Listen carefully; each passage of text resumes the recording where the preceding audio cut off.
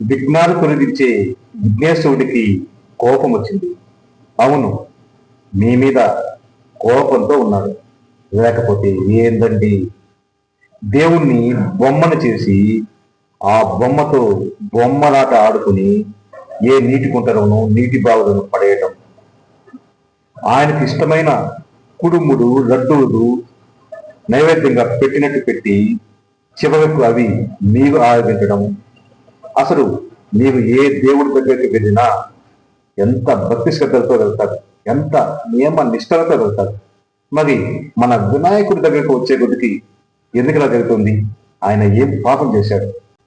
ఆయన విగ్రహం ముందే తాగి తూగి ఊగి మందు చిందులతో ఏంది ఆ డ్యాన్సులు, రికార్డింగ్ డ్యాన్సులు, ద్వంద్వత్తాలతో గురించే బూతు పాటలు. నిత్య బ్రహ్మచారి అయిన మన వినాయకుడు ముందు పొట్టి పొట్టి డ్రెస్సులు వేయించి ఆడవాళ్ళ చేత ఏంది ఆ డ్యాన్సులు? సరే, విఘ్నేశ్వరుడి బొమ్మను తెచ్చి మీ వీధిలోనో మీ కాలనీలోనో మీ ఊళ్ళోనో పెట్టారు.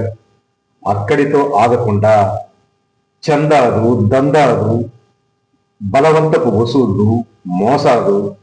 ఏంటి ఈ వెటకారం? వినాయకుడితో చెలగాటమా? అసలు ఎక్కడుంది మీకు భక్తి? ఇలా చేస్తే ఎలా వస్తుంది ముక్తి? మీకు తెలియడం లేదు వినాయకుడి శక్తి.